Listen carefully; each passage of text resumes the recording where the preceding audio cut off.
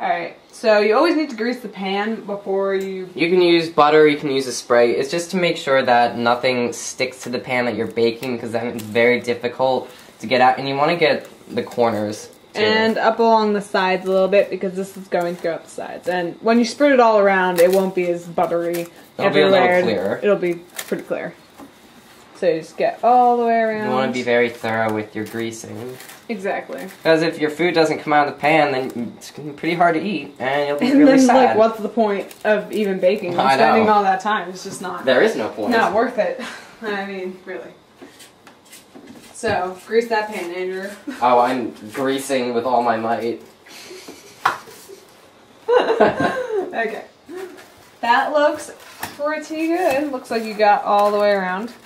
Now, the next thing we're going to do is we're going to add 2/3 of our peanut butter batter here and just spread it on the bottom. So, Andrew, you can spread this around on the bottom once I get it out.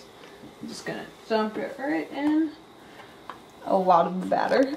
Just big glops of it. Exactly. At first, until you spread it out. Mm-hmm. Just want to make sure I get about 2/3.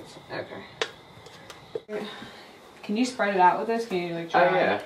See what you can do with that. I don't know what else we do. You could use the spoonula. The spoonula?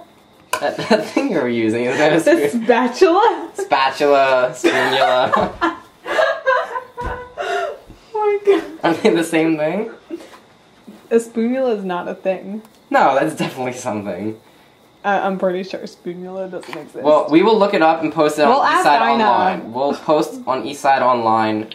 Yeah, we'll post the answer whether or not spoonula exists. Wait, they're at Target.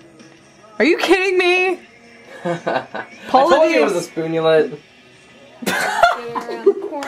This is so weird. And of course, Rachel Ray. Alright, now once he's done spooning that all on, what we're going to do is, at the jelly part, I want to use, well, you use jam actually. I prefer grape jam. The recipe calls for any kind of jam you like. You could use raspberry, you could use strawberry, whatever floats your boat.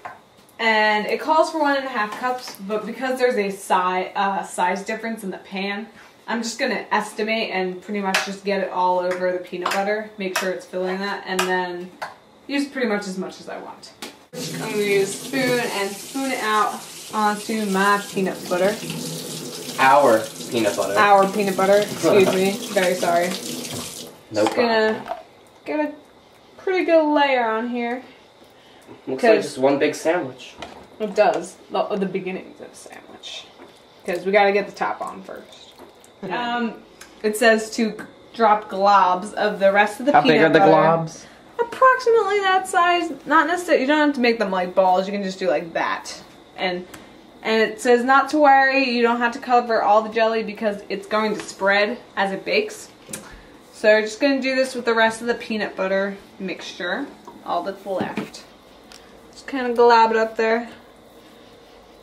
Make it a game too, you know? Yeah. Practice your aim. Drop the glob of peanut butter on the jelly. It's a good game.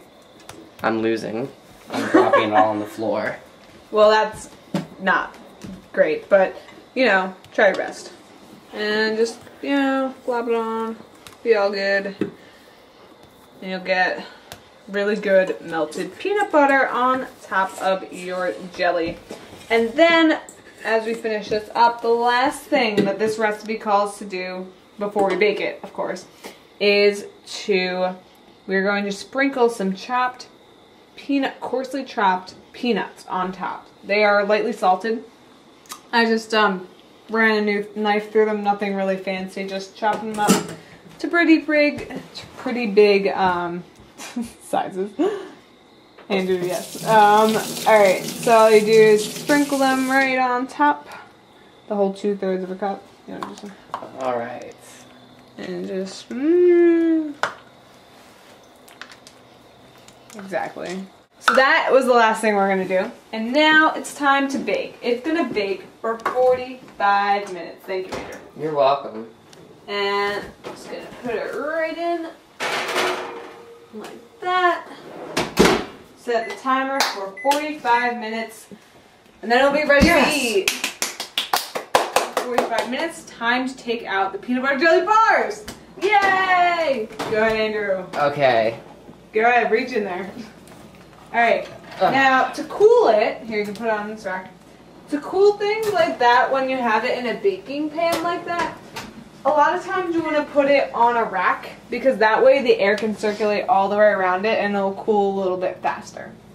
So we're going to wait for this to cool and then we're going to do some taste testing. Sit tight.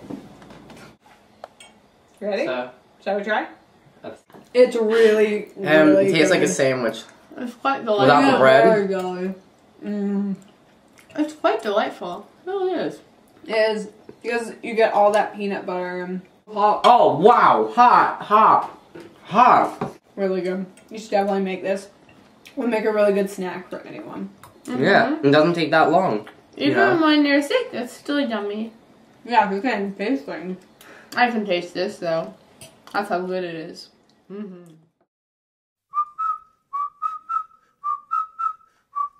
If you want to find more about Ina's recipes, you can go to foodnetworktv.com and you'll see all the other recipes Ina has to feature, and they're quite delicious. And yeah, Ina here, she says go East Side, so yay.